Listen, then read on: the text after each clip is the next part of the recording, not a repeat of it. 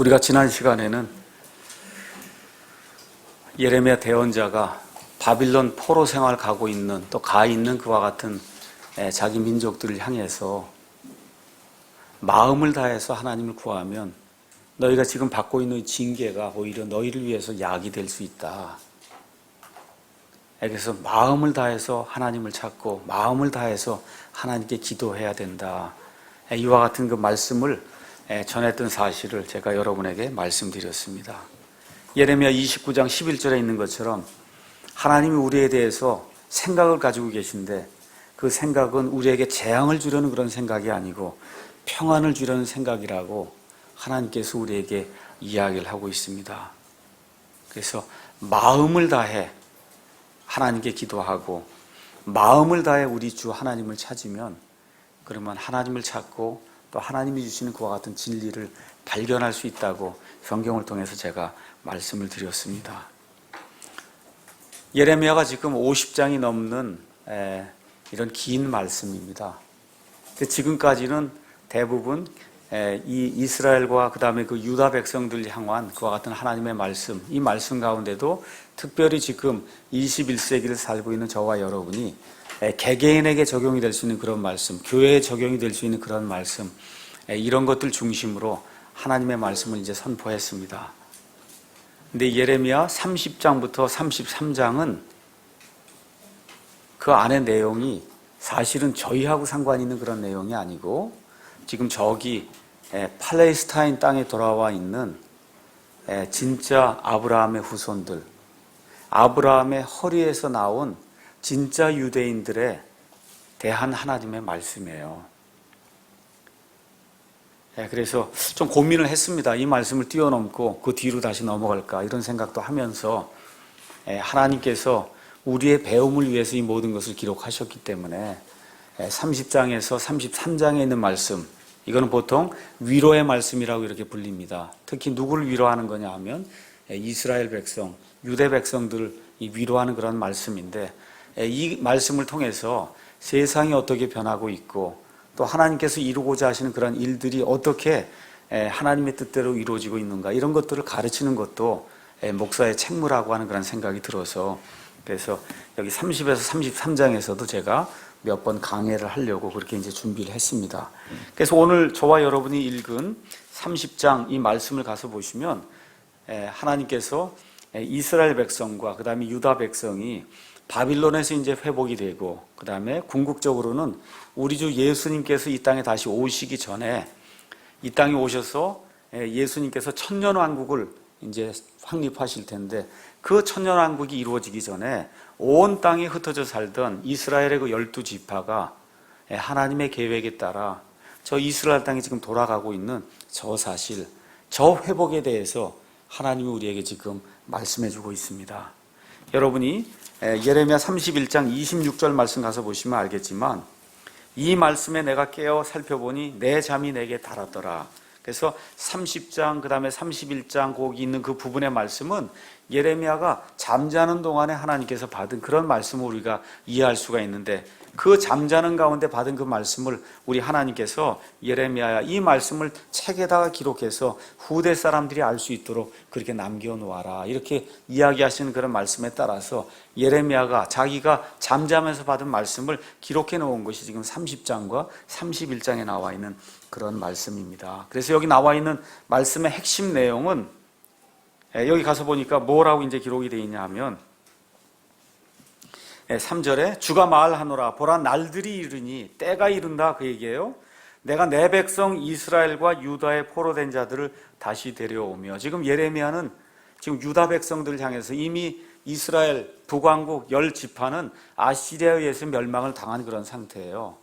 지금 이 유다 지파에 남아있는 이 사람들이 지금 바빌론 땅에 가서 지금 포로 생활을 하고 있는데 하나님 지금 유다 백성뿐만 아니라 북왕국 이스라엘의 그 10지파도 내가 데려오겠다고 하는 그런 말씀을 하면서 내가 날들이 이르게 될 때 내 백성 이스라엘과 유다가 포로가 되었는데 그 포로가 된 자들을 내가 다시 데려오며 그들로 하여금 내가 그들의 조상에게 준 땅으로 되돌아오게 할 터인즉 그들이 그 땅을 소유하리라 주가 말하노라 라고 이야기하면서 유다 백성이 바벨론에서 돌아오는 것, 물론 그것도 1차적인 건 맞지만 여기 나와 있는 궁극적인 그 말씀은 전 세계에 흩어져 있던 그와 같은 이스라엘 백성 그 12지파가 궁극적으로 저 팔레스타인 땅에 모여서 하나님의 천년왕국을 이루게 될 그와 같은 내용에 대해서 지금 이야기를 하고 있습니다. 그래서 특별히 여러분 가서 보시면 9절에 그들이 주 그들의 하나님과 내가 그들을 위해 일으킬 그들의 왕 다윗을 섬기리라. 여러분, 다윗은 이미 죽은 지가 오래된 사람이에요. 맞습니까? 근데 하나님께서 다윗을 부활시키고 그래서 천년왕국이 이 땅에 이루어지게 될 때 예수님께서 직접 통치하실는지 아니면 다윗이 이제 부활해서 예수님을 대신해서 이 땅을 다스리게 될지 우리 정확하게 알 수 없지만 성경에 가서 보면 다윗이 부활해서 다윗을 통해서 천년왕국의 통치가 이루어진다고 하는 그와 같은 말씀이 여기에도 기록이 되어 있고 에스겔서에도 기록이 되어 있고 몇 군데 기록이 되어 있습니다. 그러니까 저기 나와 있는 걸 가서 보시면 이 사람들이 지금 기다리는 그 회복이 단순히 바빌론에서 회복되는 것이 아니라 천년왕국이 이루어지게 될 때 다윗이 부활하고 다니엘이 부활하고 이런 사람들이 부활한 가운데 여기 다윗을 통해서 천년왕국의 통치가 위임이 되는 그와 같은 상황을 기록하고 있는 것이 아닌가, 저와 여러분이 그렇게 이제 생각을 해볼 수가 있습니다. 그래서 11절 가서 보면 모든 민족들에게서 12지파가 돌아오는 그와 같은 내용이 이제 기록이 되어 있고, 특별히 4절에서 7절은 온 이스라엘이 저 팔레스타인 땅으로 다시 돌아와서 천년왕국을 이루기 전에 이스라엘이 다시 한번 깨끗하게 정화가 될 그와 같은 필요성이 있다는 사실을 저와 여러분에게 이제 보여주고 있습니다. 지금 저 이스라엘 사람들이 1948년도 여기 이제 돌아왔습니다. 돌아왔는데 지금 저 팔레스타인 땅에 있는 사람들, 유대인들은 맞는데 거의 대부분이 불신자예요. 무신론자입니다. 하나님 믿지 않습니다. 다만 우리 조상들이 안식일 지키고 우리 조상들이 율법을 지키고 우리 조상들이 지금 성전에서 예배를 드렸기 때문에 우리가 그 일을 해야 되겠구나 하는 그런 생각을 하고 있지, 실질적으로 가서 물어보면 거의 다 불신자고 무신론자입니다. 이런 상태로 하나님의 천년왕국이 이루어질 수 없기 때문에 하나님의 계획에 따라서 창세 이후로 없는 그와 같은 극심한 고난의 때가 이 이스라엘 백성에게 임한다고 하는 그런 말씀이 이 안에 이제 기록이 되어 있습니다. 그래서 7절 가서 보니까 슬프도다 그날이 커서 그것과 비길 날이 없나니 그날은 곧 야곱의 고난의 때로다. 야곱이 곧 이스라엘이거든요. 이스라엘 백성이 천년왕국에 들어가기 전에 쭉정이와 가라지 같은 그와 같은 사람들은 다 완전히 청소가 되고 오직 예수 그리스도의 십자가의 의를 믿고 예수 그리스도를 개인의 구원자로 영접하고 왕으로 받아들이는 그와 같은 사람들이 민족적으로 회개하고 그리고선 이 이스라엘 땅에 들어가서 그래서 천년왕국을 이룬 그와 같은 내용의 말씀이 이 안에 이제 기록이 되어 있습니다. 제가 여러분에게 몇 차례 말씀드렸지만 성경에 있는 그대로 연도를 믿는다고 하시면 저와 여러분 살고 있는 이 땅과 온 우주 만물이 6,000년 전에 이 땅에서 이제 이 모든 것이 만들어졌다. 그렇게 저와 여러분이 이제 믿을 수가 있습니다. 그 다음에 계시록 20장 가서 보시면 이 땅이 새하늘과 새 땅으로 이제 변하기 전에 마지막으로 이 땅에 천년왕국이 이루어진다고 분명히 성경이 이야기를 하고 있습니다.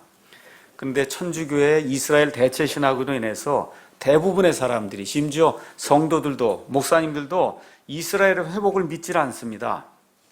그래서 여기 나와 있는 예레미야 30장에서 33장, 마태복음 24장에서 25장, 로마서 11장, 또 다니엘서, 스가랴서, 그 다음에 요한계시록 이런 것들을 모으면 천년왕국 이전에 이스라엘의 대환란과 그 다음에 온 땅에 흩어져 있는 이스라엘의 12지파가 다시 저 팔레스타인 땅으로 모인다고 하는 그런 사실을 누구라도 쉽게 이해할 수가 있습니다. 우리 하나님은 이스라엘을 저버리지 않으십니다. 아브라함에게서 난 그 후손 저 이스라엘을 하나님은 절대 저버리지 않는다고 예레미야 31장 35절에서 37절에 우리 하나님이 약속을 해주셨습니다. 주가 이같이 말하노라. 그는 해를 낮에 빛으로 주고 달과 별들의 규례들을 밤에 빛으로 주며 바다의 파도가 소리칠 때 바다를 나누나니 만군의 주가 그의 이름이니라. 만일 그 규례들이 내 앞에서 떠나 없어진다면, 다시 말씀드려서 낮에 해가 빛을 내지 아니하고 밤에 달과 별들이 빛을 내지 않는 그런 일이 발생한다면, 그때는 이스라엘의 씨도 내 앞에서 끊어져 영원히 민족이 되지 못하리라. 주가 말하노라. 그런 일이 발생한다면 내가 내 약속을 지키지 못하는 거니까 이스라엘이 없어지는 게 확실하지만, 그런 일은 있을 수 없다는 겁니다. 그래서 37절에 주가 이같이 말하노라. 만일 사람이 위로 하늘을 잴 수 있고 아래로 땅의 기초들을 찾아낼 수 있을진데, 나 또한 이스라엘의 모든 씨가 행한 모든 것으로 인하여 그들을 버리리라. 주가 말하노라. 그러니까 이런 일이 가능하다는 거예요? 가능하지 않다는 겁니다. 그런 일이 가능하지 않기 때문에 하나님께서 이 이스라엘을 영원토록 자신의 선민으로 택해 주시고 보호해 주시고 다시 저 땅에 회복시켜 주시겠다고 하나님이 하늘을 두고 맹세하시는 거예요. 하늘에 해와 달과 저 별들 봐라. 저게 남아있는 한 이스라엘도 영원히 남아있는다. 멋있잖아요? 하나님의 그 이스라엘 향한 그와 같은 약속의 말씀이 이렇게 굳건히 주어져 있기 때문에 저와 여러분이 저 팔레스타인 땅에 돌아와 있는 저 이스라엘이 참된 아브라함의 씨요, 이 땅에서 천년왕국에서 모든 민족들 위로 높임을 받고 온 땅을 다스릴 그와 같은 하나님의 선민이라고 저와 여러분이 확신할 수가 있는 겁니다. 그래서 아모스 3장 7절에 있는 말씀을 잠깐 가서 보겠습니다. 이 말씀은 예언을 하러 다니는 점쟁이들이 많이 이용하는 그런 이야기인데, 3장 7절에 분명히 주 하나님은 자신의 은밀한 일을 자신의 종 대언자들에게 계시하지 아니하고는 아무것도 행하지 아니하느니라. 이거 오용하면 안 됩니다. 여기 나와 있는 말씀은 이스라엘에 대한 말씀이에요. 하나님께서 하나님의 백성 이스라엘 향한 그런 계획을 다 가지고 계신데, 그 계획이 이미 다 선포가 됐다는 거예요. 대언자들 통해서 선포된 그 계획의 말씀에 따라 지금 저 이스라엘이 1948년도에 저 땅에 돌아갈 수 있도록 하나님이 만들어 놓으셨다는 겁니다. 이런 의미지 예언기도 받으러 다니고 하는 그 사람들이 인용하더라고 이 말씀을 준 게 아닙니다. 자, 그래서 오늘은 시대의 표적 이스라엘이라고 하는 그런 그 말씀의 제목을 가지고 이스라엘이 어떻게 지금 저 땅에 돌아와 있고 저게 뭐 하는 나라인가, 저 땅에 이스라엘이 돌아와 있는 이 현실에 지금 우리가 어떻게 살아야 될 것인가, 이런 내용을 가지고 오늘은 교훈적인 이와 같은 그 설교의 말씀 여러분에게 드리도록 그렇게 하겠습니다. 지금부터 6,000년 전에 하나님께서 온 우주 공간과 그 다음에 사람과 땅에 거하는 모든 것들을 만드셨어요. 이 사건이 생기기 전에 하늘에 루시퍼와 그를 따르는 천사들의 그와 같은 그 반역이 있었습니다. 하나님께서 하나님의 형상과 하나님의 모양을 따라 이 사람이라고 하는 마귀가 전혀 생각해 볼 수 없는 새로운 창조물을 만드셔서 하나님의 모든 계획을 지금 운영하고 있는 이 시점에 저와 여러분이 살고 있어요. 그래서 저와 여러분이 살고 있는 이 공간, 이거를 우리가 시간이라고 이야기해요. 시간. 지금부터 약 6,000년 전에 이 땅에 시간이 들어오기 시작했습니다. 이 시간은 앞으로 천년왕국이 끝난 이후에 없어지게 돼요. 하나님께는 하루가 1,000년 같고 1,000년이 하루 같기 때문에 우리 사람에게는 한 6,000년 흘렀어도 하나님께 이제 한 6일 정도 지난 겁니다. 천년왕국의 그 1,000년이 하나님께 또 하루가 되니까 그렇게 돼봐야 7일 조금 더 넘게 지나면 그러면 하나님의 모든 게 다 끝나요. 여러분, 하나님의 영혼이 그렇게 큰 거예요. 무한한 거예요. 이게 지금 우리 사람이기 때문에 유한한 이런 틀에 갇혀서 야, 그거 엄청난 시간인데 이렇게 이야기하지만 하나님께는 아무것도 아닌 그런 시간, 그게 지금 우리가 살고 있는, 이렇게 갇혀 살고 있는 이와 같은 시간이다, 이렇게 이해를 하시면서 오늘 이스라엘 이야기를 한번 이렇게 제가 그냥 쭉 풀어보도록 그렇게 하겠습니다. 마귀가 이걸 그대로 두지 않고 사람을 타락시켜서 나와 함께 지옥에 가도록 그렇게 만들어야 되겠다, 이렇게 하고는 이 선악과를 가지고 사람을 이제 타락시키는 그런 내용이 나오고, 하나님께서 이 모든 것을 다시 뒤집기 위해서 창세기 3장 15절에 여자의 씨를 주시겠다고 이렇게 말씀하시면서 메시아가 이 땅에 와서 사람의 모든 죄악을 완전히 제거하는 이와 같은 사건을 이미 하나님께서 예약을 해 주십니다. 그 이후로 가인을 비롯해서 마귀의 자식들이 이 땅에 출현하는 가운데 창세기 6장에 가서 보시면 이 노아의 때 하나님의 아들들이 사람들의 딸들하고 결합해서 전혀 유전자가 다른, 그래서 사람이 아니라고 볼 수 있는 이와 같은 거인들이 이 땅에 태어나고, 이와 같은 일들이 성경에 가서 보니까 6장 5절에 사람이 상상해서 생각하는 모든 일이 사악하다 라고 이야기하면서 하나님께서 사람을 지으신 것으로 인해 슬퍼하시는 그와 같은 내용이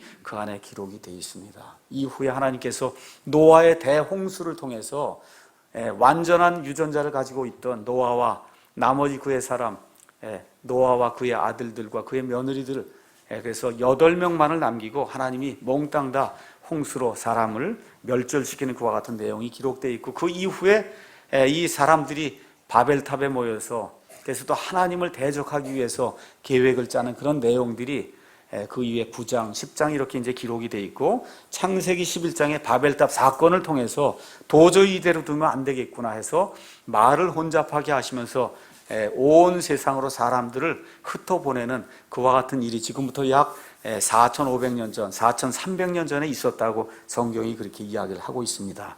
그래서 바벨탑 사건이 생기기 전에는 여기 있는 모든 사람들이 다 그냥 한 민족이에요. 한 민족. 그래서 한국 사람, 중국 사람 뭐 이런 구분이 없었습니다. 이스라엘 이런 구분이 없었어요. 창세기 15장부터 하나님의 경륜, 하나님이 이 세상을 통치하시는 이와 같은 그 경륜이 바뀌기 시작하면서 하나님께서 갈대아 우르에서 우상을 섬기던 아브라함과 그의 아버지를 부르시고, 그의 아버지가 우상을 놓지 않게 되자 아버지가 죽을 때까지 기다렸다가 이 아브라함을 부르셔서 이 가나안 땅으로 이제 이끄시는 그와 같은 내용이 나옵니다. 그래서 아브라함이 이삭을 낳고, 그 다음에 이삭이 야곱을 낳고, 야곱에게서 12지파가 이제 나오는 가운데 이 12지파가 이집 땅에 내려가서 많은 사람들이 형성하게 될 때, 그런 가운데 이 가나안 땅에 하나님께서 도저히 참으실 수 없는 그와 같은 사악한 일들이 이 가나안 땅에서 이루어지게 될 때 약 400년간 하나님께서 그들의 소행을 참으시다가 모세를 통해서 이집트에서 이스라엘 백성을 빼내셔서, 그래서 이 가나안 족속들이 살고 있던 이 가나안 땅으로 들여보내시는 출애굽 사건이 일어났다고 하는 그런 사실을 우리가 성경을 통해서 알 수가 있습니다. 그래서 하나님께서 이스라엘을 택하신 한 가지 이유는 참 하나님을 경배하는 그런 민족을 만드심으로 말미암아 주변에 있는 다른 민족들이 이스라엘이 참 하나님을 섬기는 것을 보고 하나님은 이런 분이시구나, 이런 분에게 우리가 이렇게 예배를 드리고 경배를 드려야 되겠구나 하는 것들을 그 주변에 있는 민족들이 이스라엘을 통해서 알 수 있도록 하기 위해서 하나님이 이스라엘 민족을 만드셨는데, 문제가 꼬이기 시작했죠. 이스라엘 백성이 오히려 하나님을 버리고 주변에 있는 신들을 따라가면서 우상을 숭배하는 그와 같은 일들이 이스라엘 백성 가운데 이제 생기게 되면서 결국은 바빌론 포로 생활하게 되고, 예수님이 오게 됐는데도 불구하고 예수님을 배척하고 온 세상으로 흩어져 나가는 그와 같은 일들이 생기게 됐습니다. 자, 그래서 하나님이 이스라엘 백성을 어느 정도로 사랑하시는가 한번 잠깐 성경을 통해서 보겠습니다. 신명기 32장 말씀 잠깐 보겠습니다. 신명기 32장 7절 9절 가서 보니까 이런 말씀이 기록되어 있습니다. 옛날을 기억하라. 많은 세대의 횟수를 깊이 생각하라. 내 아버지에게 물으라. 그가 내게 보여줄 것이요. 내 장로들에게 물으라. 그들이 내게 말해 주리라. 지극히 높으신 이께서 민족들에게 그들의 상속물을 나누어 주실 때, 그분께서 아담의 아들들을 구분한 때에 이스라엘의 아이들의 수에 따라 백성들의 경계를 정하셨나니 이는 주의 몫이 자신의 백성이기 때문이라. 야곱은 그분의 상속 유산 몫이로다. 그래, 하나님께서 온 세상을 모든 민족들에게 나누어 주실 때 이스라엘의 아이들이 몇 명이에요? 야곱의 아이들이 몇 명입니까? 12명. 그 12명에 따라서 백성들의 경계를 나눠주셨다. 저와 여러분 그 경계가 어떻게 되어 있는지 알 수가 없지만 하나님 보시기엔 이 온 땅에 살고 있는 그 사람들의 경계가 12이라는 거예요. 12. 그 12아들, 12지파, 심지어 하늘에 있는 그런 별들을 다루는 이와 같은 천문학에서 12궁도, 12제자, 12문 등등해서 하나님께서 12이라고 하는 그런 그 숫자를 이 이스라엘 백성의 이 지파를 따라서 그래서 이렇게 정해놓으시고, 심지어 백성들의 경계까지도 이스라엘 백성의, 이스라엘이라고 하는 그런 지파의 수를 따라 정해놓으셨다고 지금 이야기를 하고 있습니다. 그렇게 이야기하면서 왜 그러냐? 여호와 하나님의 몫이 자신의 백성이다. 그 자신의 백성이 누구예요? 이스라엘 백성이다 라고 이야기하면서 이 이스라엘 백성을 향해서 하나님이 가지고 계신 지극한 그런 사랑을 지금 모세가 이렇게 신명기에서 이렇게 기록을 해주고 있습니다. 그래서 모세가 죽기 전에 이스라엘 백성을 축복하는 그런 내용이 33장에 기록이 되어 있는데, 33장 26절에서 29절 가서 보니까 여수론의 하나님 같은 이가 없도다. 이스라엘 가리키는 겁니다. 그분께서 너를 도우시려고 하늘을 타시며 자신의 뛰어나심을 공중에 나타내시는도다. 영원한 하나님께서 내 피난처가 되시며 영존하는 팔들이 밑에 있도다. 그분께서 내 앞에서 원수를 쫓아내시며 그들을 멸하라 하시리로다. 그때 이스라엘이 홀로 안전히 거하며 야곱의 샘이 곡식과 포도즙의 땅에 있으리니 그의 하늘들도 이슬을 내리리로다. 다 같이 읽겠습니다. 29절. 오 이스라엘이여 너는 행복한 자로다. 오 주께서 구원하신 백성이여 누가 너와 같으리요. 그분은 너를 돕는 방패시요 내 뛰어남의 칼이시로다. 내 원수들이 내게 거짓말하는 자로 드러나리니 내가 그들의 높은 곳들을 밟으리로다 하니라. 거기 가서 보니까 얼마나 멋있어요. 오 이스라엘이여 너는 행복한 자로다. 주께서 구원하신 백성이여 누가 너와 같으리요 라고 이야기하면서 이집트에서 탈출해서 하나님의 그 선민이 된 그 이스라엘 백성을 향해서 이 하나님의 종 모세가 이렇게 엄청난 축복으로 이스라엘 백성을 축복하는 그런 내용이 이 안에 이제 기록이 되어 있습니다.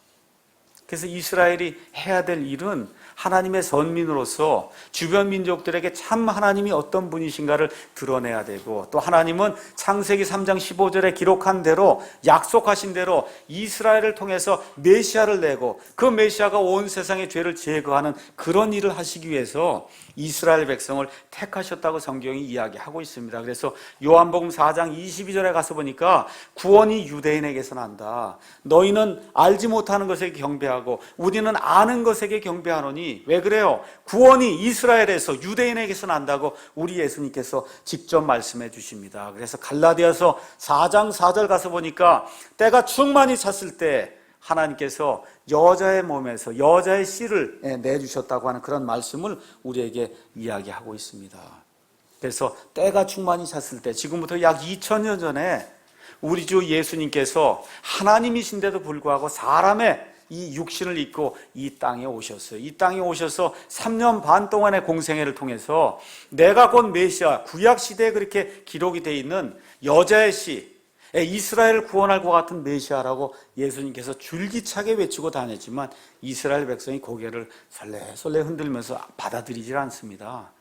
이때 예수님께서 마태복음 23장 37절에서 39절에 너희가 주의 이름으로 오시는 이여 하고 나를 받아들일 때까지는 결코 너희가 다시는 나를 보지 못하리라 라고 이야기하면서 이스라엘과 이 예루살렘이 완전히 황폐하게 되는 그와 같은 일들을 우리 예수님께서 직접 말씀해 주시는 그런 내용이 성경에 기록이 되어 있습니다. 많은 사람들이 그게 이스라엘의 끝이라고 이야기하는데 이스라엘의 끝은 그게 아니에요. 저 해와 달과 별들이 남아있는 한은 하나님께서 이스라엘을 향해 갖고 계신 그 계획은 불변이라고 성경이 우리에게 이야기하고 있습니다. 믿으십니까 여러분? 그래서 하나님께서 기록된 이 말씀을 이루시기 위해서 1948년 5월에 저 이스라엘을 저 가나안 땅 팔레스타인 하나님이 직접 가져다가 놓으신 겁니다. 그래서 로마서 11장 가서 잠깐 보겠습니다. 로마서 11장 가서 보니까 사도 바울이 이스라엘에 대해서 이제 설명을 하면서 뭐라고 이야기하느냐. 1절에 가서 보니까 그러면 내가 말하노니 하나님께서 자신의 백성을 버리셨느냐? 결코 그럴 수 없느니라. 나도 이스라엘 사람이요 아브라함의 씨에서 난 자요 베냐민 지파에 속한 자니라. 우리 하나님께서 하나님의 선민 이스라엘을 결코 버릴 수 없다고 신약시대의 사도 바울도 우리에게 이야기를 해주고 있습니다. 이 이야기를 하면서 11절에 뭐라고 이야기하느냐. 그러므로 내가 말하노니 그들이 실족함으로 넘어져서 완전히 하나님에게서 빠져나간 그런 사람이 됐느냐. 결코 그럴 수 없느니라. 오히려 그들의 넘어짐을 통해서 저 이스라엘 백성이 메시아를 받아들이지 않고 배척하는 그런 일들을 통해서 구원이 이방인들에게 이르렀으니 이것은 그들이 질투하게 하려 함이니라. 열심히 구원을 찾으려고 했는데 구원이 오히려 유대인에게 가지 않냐고 이방인들에게 오는 이 사실을 보면서 유대인들이 질투하면서 왜 일이 이렇게 됐는가를 살펴볼 수 있도록 하나님이 마련해 주신 그 기간이 지금의 기간이라고 지금 로마서에서 사도 바울이 이야기를 하고 있습니다. 그래서 11장 25절에 나와 있는 것처럼 형제들아 너희가 스스로 지혜로운 것으로 여기지 않게 하기 위하여 이 신비에 대해 너희가 모르기를 내가 원치 아니하노니 그것은 곧 이방인들의 충만함이 이를 때까지 일부가 눈머는 일이 이스라엘에게 생긴다는 것이라. 그래서 예수님 배척한 그 이후로 나중에 예수님께서 천년왕국을 이루실 때까지 그 기간 동안에 이 세상에 많은 이방인들이 구원을 받아요. 그것이 완전히 이루어질 때까지는 이스라엘에게 눈머는 일이 일부에게 생긴다고 성경이 우리에게 이야기를 해주고 있습니다. 지금이 바로 그와 같은 때라고 성경이 이야기해주고 있고, 그 다음에 가서 보니까 26절에 그리하여 온 이스라엘이 구원을 받으리라. 여기 나와 있는 이스라엘은 저 팔레스타인에 돌아와 있는 저 이스라엘이에요. 근데 저 이스라엘, 지금 돌아와 있는 저 이스라엘 저 사람들이 거의 대부분이 불신자이기 때문에 저들을 그대로 두고는 하나님의 일을 이룰 수가 없습니다. 그래서 지금 여기 나와 있는 예레미야 30장에 나와 있는 마치 여자가 산통을 겪을 때 그 아픔을 겪는 것 같이 남자가 그와 같은 산통을 겪을 정도로 아픔을 겪는 그와 같은 시기가 이스라엘 백성에게 반드시 임해서 그들 가운데 악한 자들을 걸러내는 그와 같은 일이 이 땅에 임하게 된다. 성경이 그렇게 이야기를 하고 있는 겁니다. 이걸 가리켜서 우리가 7년 환란기다 그렇게 이야기하고, 다니엘의 70일의 맨 마지막 70째 일에 그 7년이 이스라엘 백성을 정화해서, 그래서 오직 메시아를 사랑하고 메시아만을 고백하고 믿음을 고백하는 그 이스라엘을 천년왕국으로 넣기 위해서 이스라엘 백성을 정화시키는 그와 같은 단계라고 성경이 우리에게 이야기를 해주고 있는 겁니다. 그래서 AD 70년에 예루살렘 성전이 완전히 회파가 되고 온 이스라엘이 온 땅으로 흩어져서 나가는 가운데 지난 한 2000년 동안 이스라엘 백성이 가는 데마다 멸시와 천대를 받고, 근데 하나님이 이들에게 지혜를 주셨기 때문에 이 사람들이 가는 데마다 돈을 잘 버는 거예요. 중세 암흑 시대에 많은 돈을 가진 사람들이 유대인들이었어요. 이 천주교회가 이들의 돈을 갈취하기 위해서 유대인들을 학대하고 핍박하는 그와 같은 일들을 시작했습니다. 이걸 우리가 반셈족주의다 그렇게 이야기해요. 반셈족주의. 그래서 이게 절정에 다다르게 된 게 2차 세계대전 때 나치 히틀러를 통해서, 그래서 천주교의 사주를 받아서 이 히틀러가 일어나서 2차 세계대전을 일으키면서 자그마치 약 공식적으로 600만 명이나 되는 이스라엘 백성을, 유대인들을 학살하는 그와 같은 일들이 이 세상에 발생하게 됐습니다. 그래도 저기 남아있잖아요. 맞습니까? 그럼에도 불구하고 공식적으로 600만이 죽었으니까 거의 한 1000만 명 죽었다고 이제 봐도 될 거예요. 2차 세계대전 때만 거의 다 박멸이 됐음에도 불구하고 여전히 하나님께서 자신의 백성을 사랑하시기 때문에 그럼에도 불구하고 저 땅으로 하나님께서 그들을 인도하셔서 지금 저 땅에 이스라엘 백성이 살고 있고, 저 이스라엘 백성이 운전하는 비행기 이름이 LR이에요. L. 하나님이다 그 얘기입니다.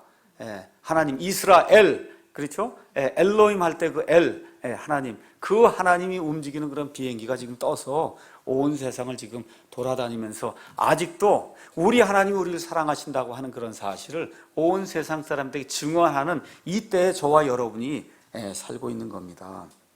자, 그러면 왜 이 백성이 그렇게 고통을 당하는가? 그 말씀은 신명기 28장 62절에서 67절에 하나님께서 이미 기록해 놓으셨어요.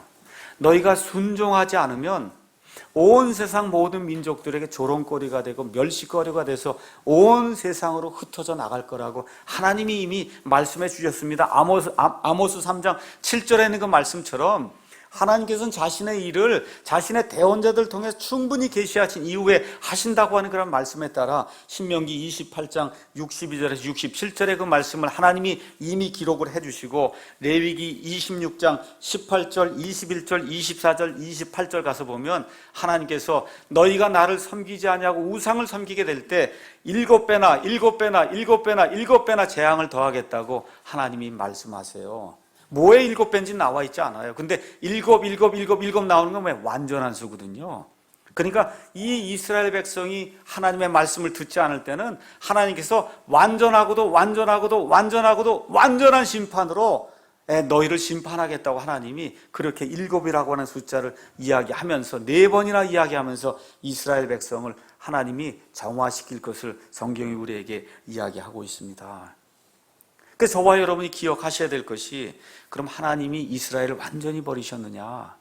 아니라는 거예요. 절대 아니라는 겁니다. 조금 아까 읽은 것처럼 결코 그럴 수 없느니라. 로마서 11장 29절에서 31절에 나와 있는 것처럼 하나님의 백성 저 이스라엘에게는 분명히 소망이 있다. 저들이 저 팔레스타인 땅을 영원히 차지하겠다고 하나님께서 아브라함에게 약속해 주셨기 때문에 해와 달과 별들이 남아있는 한 저 땅은 영원토록 이스라엘의 땅이라고 하나님이 우리에게 말씀해 주세요. 그래서 다시 한번 우리가 오늘 읽은 예레미야 30장의 말씀을 다시 한번 보도록 하겠습니다. 이러한 완전한 회복이 이루어지기 전에 이들에게는 야곱의 고난의 때가 임한다고 성경이 이야기하고 있는 겁니다.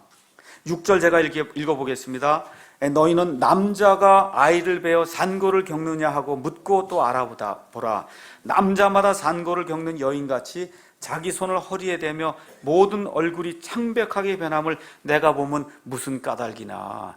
너무너무 무서운 날이 이 대환란기에 이스라엘 땅에 임하게 될 때 남자마다 여자가 산통을 겪을 때 그렇게 아파하는 것처럼 그렇게 아픔을 겪는 그와 같은 일이 이스라엘 땅에 임하겠다고 하나님이 말씀해 주시면서 7절에 슬프도다 그날이 커서 그것과 비길 날이 없나니 그날은 곧 야곱의 고난의 때로다. 지금 그렇게 이야기를 하고 있습니다. 우리 예수님께서 이 내용을 마태복음 24장 21절에는 이렇게 표현해 주셨습니다. 그때 큰 환란이 있으리니 세상이 시작된 이래로 이때까지 그런 환란이 없었고 이후에도 없으리라.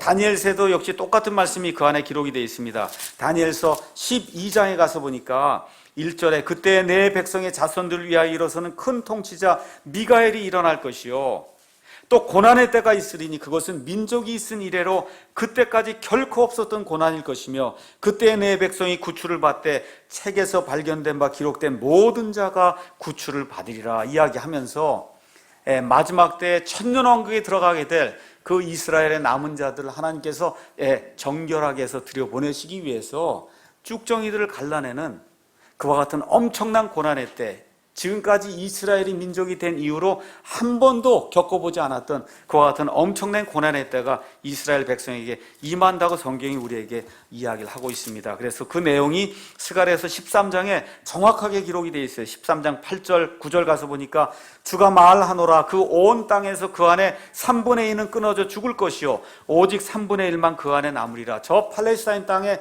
맨 마지막 때에 이스라엘 백성이 돌아가는데 그 중에 3분의 2는 끊어져 죽고 오직 3분의 1만 남는다.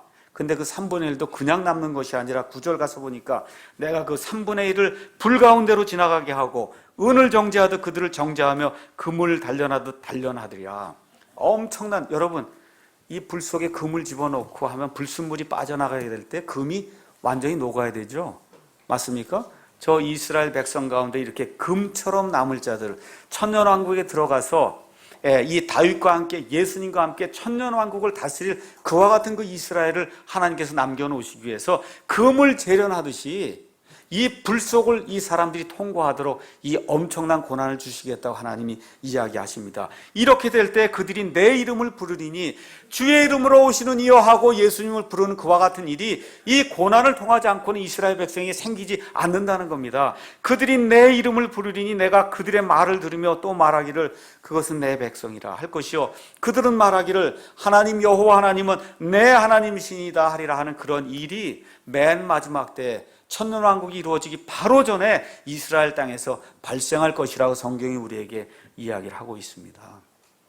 근데 이런 것들을 전혀 구분하지 않고 성경을 읽다 보면 교회가 이와 같은 환란의 때를 통과하는 것으로 이렇게 오해하는 그런 분들이 많이 있습니다. 저와 여러분 이스라엘 아닙니다. 맞습니까? 저와 여러분 지금 교회를 형성하고 있어요. 이 교회는 유대인이든 이방인이든 상관없어요. 예수님만이 나의 구원자십니다 하고 고백한 그 무리들이 지금 교회예요. 이 교회는 7년 환란기가 임하기 전에 하늘에서 나팔 소리가 날 때 우리 모두가 다 하늘로 채워 올라간다고 성경이 우리에게 이야기를 하고 있습니다. 요한계시록 3장 10절에 있는 말씀 가서 보니까 교회에 대한 이와 같은 위로의 말씀이 3장 10절에 이렇게 기록이 되어 있습니다. 내가 나의 인내의 말을 지켰은즉 나도 너를 지켜 시험의 시간을 면하게 하리니 이 시험의 시간이 어떤 거냐? 그것은 곧 앞으로 온 세상에 임하여 땅에 거하는 자들을 시험하는 시간이라. 그래서 저와 여러분이 예수님 안에 들어와 있기만 하면 우리 교회에 속한 이 사람들은 온 땅에 임해서 사람들을 시험하는 이 7년 환란기라고 하는 시험의 시간을 하나님께서 면하게 해주시겠다고. 그래서 환란을 통과하는 것이 아니라 환란 전에 나팔 소리가 날 때 저와 여러분이 다 같이 휴거를 받아서 하나님과 함께 공중에 올라가겠다는 것과 같은 약속을 우리에게 주고 있습니다. 그래서 교회의 환란 전 휴거, 바로 그 이후에 이 땅에 7년 환란기가 임하게 되고, 이때 휴거받지 못한 유대인들, 그렇죠, 남아있는 이방인들이 이 땅에 살게 되는데, 그때 적그리 시대 통치, 뉴에이지 시대가 이제 임하게 되는 겁니다. 이렇게 될 때 요한계시록 7장 9절에서 14절 가서 보면 사람이 셀 수 없을 정도로 많은 사람들이 그 안에서 구원받는 그런 대목이 나와요. 그 사람들이 환란기에서 구원받은 사람, 이 사람 교회가 아닙니다. 환란 성도들이 그 안에서 나온다고 성경이 우리에게 분명히 이야기하고 있습니다. 근데 문제가 있어요. 어떤 문제가 있느냐? 환란기에서 구원을 받으려면 순교해야 됩니다. 이 적그리스도의 666표를 받으면 그러면 구원받지 못해요. 저와 여러분이 믿음을 가지고 있는, 예수님에 대한 믿음을 가지고 있을 때 그 믿음이 행위로 표출이 돼서 나올 때, 적그리스도가 이 표를 받으러 갈 때 여러분과 제가 만일에 그 구원받지 못하고 휴거받지 못한 상태에서 그 안에 들어가게 되면, 그 상태에서 표를 받았다고 하면 구원받지 못합니다. 믿음을 가졌으면 반드시 그 믿음을 행위로 표출해서 보여야 되는데, 그 표현하는 방법이 뭐예요? 표를 받으면 안 되는 거예요.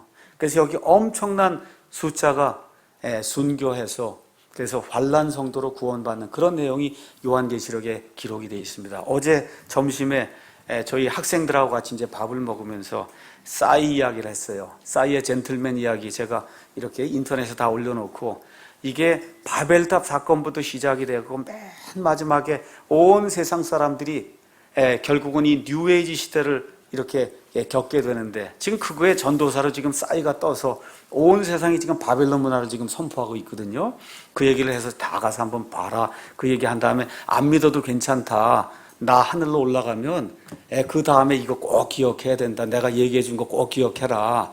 근데 그때는 목이 달아나야 그래야 구원받는다. 그러니까 정신 똑바로 차리고 지금 은혜의 시대에 구원받는 걸로 한번 생각을 하고, 이 은혜의 시대에 구원을 받아야지 나는 그 이후에 구원받겠다고 하면 목이 달아난다. 제가 어제 그 얘기를 했더니 조금 좀 섬찟하게 아이들이 느끼는 것 같아요. 다시 한번 아마 생각해 볼 것 같습니다. 여기 안에도 혹시 아직 구원받지 못했으면 이 은혜의 시대에 구원받으셔야 돼요. 이 환란기에 들어가면 목이 달아나야 구원받습니다. 근데 하나님께서 믿음을 주시면 그것도 감당할 수 있게 해주시라고 저는 믿어요. 왜 그래요? 수구를 셀 수 없을 정도의 많은 사람들이 이 환란기에서 구원을 받으니까요. 그런데 제가 바라기는 그것보다는 지금 이 시간에 예수님을 구원자로 영접하시고 성경에 있는 기록대로 이루시는 그 하나님, 역사의 하나님을 저와 여러분이 그대로 믿으시고 예수님만이 나의 구원자십니다 하고 지금 이 시간에 고백하고 구원받는 그 사람이 현명한 사람이지, 그 안에 내가 굳이 들어가야 되겠다 하고 길을 쓰고 들어갈 필요는 없다는 겁니다. 그래서 이 일로 이스라엘 백성들이 연단을 받고, 그리고 이스라엘의 온 민족이 전심으로 회개하고 주의 이름으로 오시는 이여 하고 우리 주 예수님을 받아들이게 될 때 비로소 온 이스라엘이, 남아있는 이스라엘, 정결하게 된 그런 이스라엘이 고난에서 구원을 받는다는 그런 사실이 여기 예레미야 30장 7절에 이제 기록이 되어 있는 겁니다. 이렇게 될 때 누가복음 1장 32절에 33절에 나와 있는 메시아 통치가 이 땅에서 이루어진다고 성경이 우리에게 이야기를 하고 있습니다. 자, 그럼 이와 같은 예언이 성취가 되려면 이스라엘 백성이 자기 땅에 돌아가야 되지 않습니까? 맞습니까? 근데 하나님께서 그런 일들을 대언자를 통해서 기록을 해주시지 않고는 하지 않는다고 기록이 돼 있어요. 그러면 이스라엘 백성이 저 땅에 돌아가는 그런 내용이 에스겔서 37장에 그 마른 뼈의 환상들을 통해서 하나님이 우리에게 기록을 해주고 있습니다. 에스겔아, 이 뼈들이 살겠느냐? 제가 알 수가 없습니다. 이 뼈들에게 대언하고 숨을 불어넣어라. 하고 할 때 하나님이 숨이 들어가게 될 때 이 뼈들이 살아나고 힘줄이 생기고 온 군대를 이루는 그와 같은 일이 에스겔서 37장에 기록이 되면서 하나님이 이 온 군대가 바로 이스라엘이다 라고 이야기하면서 말세지말에 천년왕국이 이루어지기 전에 정말 이 세상에 한 2500년 동안 떠돌아다니는 그 이스라엘, 소망이 없다고 생각하던 그 이스라엘, 완전히 무덤에서 죽은 뼈같이 남아있다고 생각하던 그 이스라엘을 하나님께서 삽시간에 들어서 저 가나안 땅으로 옮기신다고 하는 그런 내용이 에스겔서 37장에 기록이 되어 있어요. 그래서 1948년도 5월에 아무도 생각하지 못했던 때에 하나님께서 저 이스라엘을 들어다가 저 팔레스타인 땅에 지금 옮겨 놓으셨습니다. 그리고 1967년도에 이스라엘이 시내 반도를 다 접수하고 그 다음에 가자 지구를 접수하고 그 다음에 이스라엘 성전을 지을 수 있는 서안 지구를 접수함으로 말미암아 지금 이 시간에 어느 때라도 우리 예수님이 오셔도 성전이 지어지고 그래서 이스라엘 백성이 성전에서 예배를 드리면서 메시아를 맞이할 수 있는 그와 같은 때가 우리 눈앞에 지금 열리고 있다. 성경이 지금 그렇게 이야기하고 있는 겁니다. 그래서 적그리스도가 출현할 때가 우리 앞에 다가오고 있어요. 그걸 우리가 어떻게 할 수 있느냐? 데살로니가 후서 2장에 가서 보니까 성경이 뭐라고 이야기하느냐? 이렇게 이제 이야기를 하고 있습니다. 데살로니가 후서 2장 1절부터 제가 읽어보겠습니다. 형제들아, 우리 주 예수 그리스도의 오심과 우리가 그분께로 함께 모이는 것으로 말미암아 이제 우리가 너희에게 간청하노니 너희는 영으로나 말로나 혹은 우리에게서 왔다는 편지로나 그리스도의 날이 가까이 이르렀다 해서 쉽게 마음이 흔들리거나 불안해하지 말라. 아무도 어떤 방법으로든 너희를 속이지 못하게 하라. 먼저 떨어져 나가는 일이 일어나고 저 죄의 사람 곧 멸망의 아들이 드러나지 아니하면 그날이 이르지 아니하리라. 근데 이 멸망의 아들 적그리스도하고 연관된 사건이 4절에 있어요. 그는 대적하는 자요 또 하나님이라 불리거나 혹은 경배받는 모든 것 위로 자기를 높이는 자로서 하나님처럼 하나님의 성전에 앉아 자기가 하나님인 것을 스스로 보이느니라. 이게 무슨 얘기예요? 적그리스도가 나타날 때가 되면 성전이 건축이 돼야 된다, 그 얘기입니다. 이거 성전이 교회라고 가르치면 거짓말하는 거예요. 여기 나와 있는 성전은 이스라엘 성전을 이야기하는 거예요. 저 이스라엘 성전에 여호와 하나님을 섬겨야 되는데 저 여호와 하나님을 섬겨야 될 그 성전에 적그리스도가 쑥 들어가서 내가 하나님이니까 이제부터 나를 섬기라고 하는 그와 같은 일이 생기는 현상이 발생한다고 성경이 이야기를 하고 있습니다. 이런 일이 생기기 전에 우리는 휴거받습니다. 다만 이스라엘이 지금 돌아와서 지금 애쓰고 하고자 하는 일이 뭐예요? 성전을 세우려고 하는 일이죠. 그렇죠? 이런 일들을 보면서 적그리스도가 출현할 때가 이제 우리 눈앞에 다가왔구나, 이런 사실을 염두에 두시고 소망을 가지고 믿음 생활 하시라고 제가 오늘 여러분에게 말씀을 드리는 겁니다. 이 모든 말씀이 여러분과 저에게 소망의 말씀이 돼야지 짐승의 표를 받는다, 뭘 한다 하면서 사람을 괴롭히고 불안하게 만드는 이런 일이 발생하면 하나님이 원치 않는 거예요. 여러분, 이 극심한 환란 7년기가 임하기 전에 예수님의 은혜로 말미암아 공중에서 나팔 소리가 날 때 저와 여러분이 휴거될 거 여러분 확신하십니까? 네. 여러분 그거 하기 위해서 여러분 해야 될 일 있어요, 없어요? 여러분 휴거받기 위해서 해야 될 일 있어요, 없어요? 있어요, 없어요? 확실하게 말씀해 보세요. 여러분 해야 될 거 있어요, 없어요? 네. 아마포 좀 만들고 그래야 되는 거, 12시 예배 드려야 되고 그런 거 아니에요? 열심히 교회에 와서 해야 되는 거 아니에요? 없어요. 아무것도 할 거 없습니다. 뭐만 하면 돼요? 확실하게 예수님 안에 내가 있는가, 예수님의 피로 내 모든 죄가 완전히 제거되었다는 그 사실, 예수님의 피로 내가 깨끗하게 됐다는 그 사실 하나만 저와 여러분 가운데 있으면 휴거받는 거예요. 아무것도 더 이상 이걸 위해서 할 게 없는 겁니다. 정상적인 생활하고 정상적인 믿음 생활하고 정상적인 사회생활 하는 겁니다. 말씀 오늘 결론 내리겠습니다. 우리 하나님께서는 징계를 통해서도 하나님 자신의 계획을 이루세요. 하나님의 부르심에는 뜻을 돌이키는 것이 없다, 성경이 우리에게 이야기하고 있습니다. 하늘과 땅은 없어져도 내 말들은 없어지지 아니한다는 이 말씀에 따라서 근 2500년 동안 떠돌아다니던 저 이스라엘이 저 땅에 지금 돌아와 있습니다. 그렇죠? 그래서 저 이스라엘이 이제 뭐를 통과해야 돼요? 7년 환란기라고 하는 엄청난 극심한 그런 환란을 통과해야 되는데 우리 교회에 속한 저와 여러분은 그거 통과하기 전에, 그 일이 일어나기 전에 어떻게 돼요? 하늘로 휴고를 받아 올라간다고 성경이 우리에게 이야기해주고 있습니다. 다만 그 휴고가 일어나기 전에 지금 저와 여러분이 이 땅에 살고 있지 않습니까? 그렇죠? 해야 될 일이 있어요. 구원받기 위해서 하는 일이 아니에요. 어떤 일이에요? 불쌍히 여기는 심정을 가지고 이 사람들 믿지 아니할 때 저 환난기에 들어가서 구원받는다고 하면 얼마나 어렵습니까? 지금 이 은혜의 때 내가 알고 있는 이 은혜의 복음을 사람들에게 전달해야 되겠구나 하고 시간이 되고 때가 되면 될수록 여러분이 알리기도 하고 쌓이기 것도 좀 보내주면 가서 알려주기도 하고 이게 이렇게 무서운 때가 온다고 알려주기도 하면서 어떻게 하든지 은혜의 때에 하나님의 계획이 이루어질 수 있도록 우리가 최선을 다해서 하나님의 복음을 선포해야 되겠습니다. 그래서 말세지마를 당한 이 시점에 우리가 어떻게 살아야 되겠느냐? 베드로후서 3장 7절에서 13절에 이야기하듯이 어떻게 살아야 돼요? 거룩함 가운데 하나님을 두려워하는 가운데 이 땅을 나그네와 순례자의 과 같은 심정을 가지고 이 땅을 사셔야지. 이 땅이 정말 좋습니다, 날이 갈수록 좋습니다 하고 이 땅에 소망을 두면 둘수록 저와 여러분의 슬픔이 엄청나게 커질 겁니다. 그래서 오늘 예레미야 30장에 나와 있는 이 말씀을 통해서 시대의 표적 이스라엘이라고 하는 이런 제목을 가지고 때가 굉장히 가까이 왔다. 어디까지 가까이 왔냐? 예수님 표현에 따르면 문 앞에 왔다는 겁니다. 여러분 오늘 집에 가시거든 문 아시죠? 아파트 문 앞에까지 우리 예수님이 오셨구나. 이 사이나 이와 같은 것들 이런 것들을 보면서 야 이거 진짜 7년 환란기 사람들을 속이는 이게 진짜 바로 이 앞에까지 왔구나. 이 생각을 하시면서 우리의 행실을 돌아보고 우리가 신부잖아요. 청결한 그런 마음을 가지고 청결한 행실로 신랑을 맞아야 되지 않습니까? 맞습니까? 이러한 생각을 가지시고 언행을 우리가 살펴보시고 우리 아이들을 제대로 키우고 교회를 바르게 하고 하나님이 원하시는 그런 기쁜 생활할 때 우리 예수님께서 저와 여러분에게 평강의 복을 주실 줄로 확신합니다. 기도하겠습니다.